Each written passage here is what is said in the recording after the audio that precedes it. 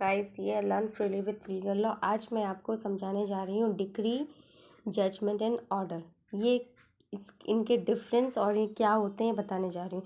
Guys, आपको पता होगा ऑर्डर क्या होता है। देखो, मैं एग्जांपल लूँगी एक एग्जामिनेशन हॉल का। ठीक है, आपके एग्जामिनर ने बोला कि जो चीटिंग कोई नहीं करेगा। ठीक है, ये एक एग्जाम्पल हो, एक ये ऑर्डर हो गया कि चीटिंग कोई नहीं करेगा। अब इट्स अ डिफरेंट थिंग, वो आपको मानना है या नहीं मानना, बट हाँ, चीटिंग कोई नहीं करेगा, इट्स अ ऑर्डर। ठीक है, अब जजमेंट क्या हुआ? जो भी आंसर शीट में आपने लिखा, इश्यूज लिखे या कुछ भी उस लिखा, जजमेंट दिया उस क्वेश्चन से रिलेटेड, उस आंसर को, उस आंसर किया, वो आपका जजमेंट हो गया। डिग्री, आंसर सीट के बेस पर जो रिजल्ट आता है उसको कहते हैं डिग्री, कि हमें अगली क्लास में जाना है या नहीं जाना है, हम प्रोमोट होंगे या नहीं होंगे, दैट इज़ कॉल्ड डिग्री। ठीक है, अब हम इन लॉ की लैंग्वेज में पढ़ लेते हैं कि ऑर्डर क्या होता है। Order is passed to regulate court proceeding. Order क्या होता है? Pass to regulate court proceeding. Judgement is issue with answers and reasons.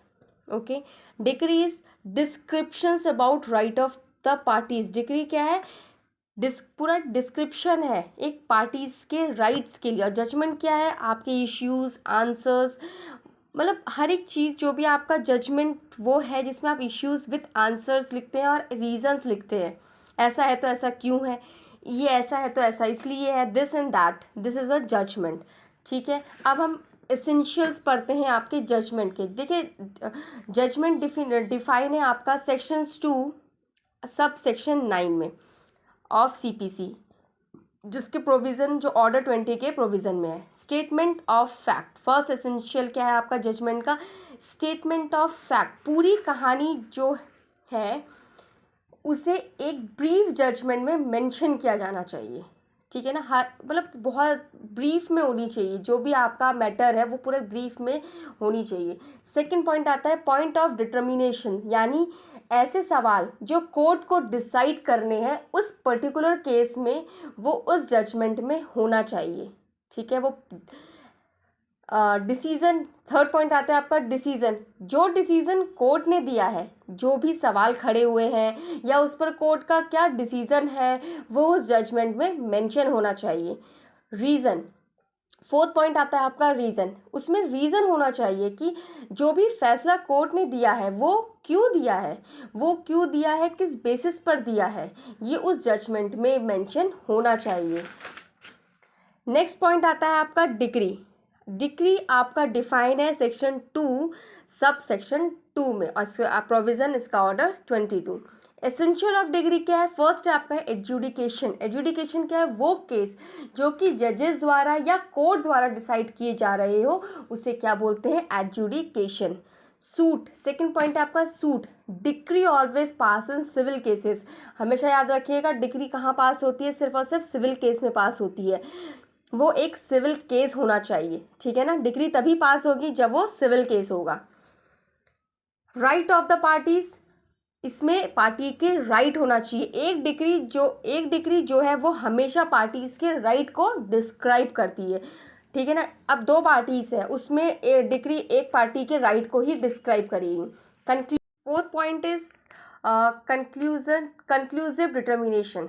जो भी राइट डिसाइड हुए हैं वो एकदम क्लियर है, यानी दूध का दूध और पानी का पानी होना चाहिए। There is no any doubt, कोई डाउट नहीं होना चाहिए, कोर्ट के डिसाइड कर लिया है। ठीक है ना, और formal expression is the last point.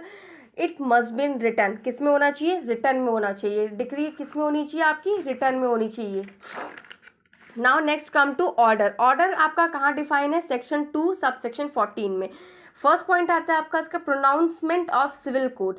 जो ऑर्डर है वो सिविल कोर्ट द्वारा दिया गया हो, यानी कि सिविल कोर्ट प्रोनाउंस कर रहा है तो सिविल कोर्ट में करेगा, मतलब सूट ये डिक्री का ही एसेंशियल है और ऑर्डर का भी। ठीक है, तो प्रोनाउंसमेंट ऑफ सिविल कोर्ट का मतलब क्या हुआ कि जो भी आपका प्रोनाउंसमेंट हो रहा है, जो भी ऑर्डर आ रहा है वो कहाँ से आना चाहिए? सिविल कोर्ट से आना चाहिए। ठीक है, मस्ट नॉट बी डिक्री, ज़रूरी नहीं है कि वो डिक्री ही हो। अब ऑर्डर अलग होता है, डिक्री अलग होता है। देखो, ये अलग चीज़ है कि ऑर्डर में आपका सिविल कोर्ट ही ऑर्डर दे रहा है, प्रोनाउंस कर रहा है, बट वो डिक्री तो क्या बताती है कि राइट ऑफ द पार्टी, एक का राइट होना चाहिए पार्टी का। इसमें क्या बोलता है ऑर्डर में, decree right of the party को डिस्क्राइब करता है लेकिन ऑर्डर नहीं करता, ठीक है ना। किसी भी पार्टी के राइट को डिटर्मिनेशन ऑर्डर में ऐसा नहीं है। It's a big difference between decree and order. तो ये ज़रूरी नहीं है कि ऑर्डर क्या हो, डिक्री हो। ऑर्डर तो सिर्फ आप ऑर्डर देते हो, वो किसी के भी राइट के लिए नहीं होता। फॉर्मल एक्सप्रेशंस क्या हो, एक थर्ड पॉइंट आता है आपका फॉर्मल एक्सप्रेशन। ये भी किस में होना चाहिए, रिटर्न में होना चाहिए। अब हम एक एग्जाम्पल ले लेते हैं, जैसे कोर्ट में केस चल रहा है, ठीक है। मान लो कि मैं हूँ, मेरा कोर्ट में केस चल रहा है और मैं उसमें जो है हाजिर नहीं हुई, तो कोर्ट ने क्या दिया, एक ऑर्डर दिया कि अगर तुम नेक्स्ट उसमें और प्रेजेंट नहीं हुए तो आपको क्या करना पड़ेगा, फाइन करना पड़ेगा 1000 रुपीज़ और आपको प्रेजेंट होना पड़ेगा। तो जो फाइन के साथ कोर्ट ने क्या दिया, मुझे ऑर्डर दिया, ठीक है ना, that is called an order. अब एक एग्जाम्पल ले लेते हैं हम अयोध्या वर्डिक्ट का।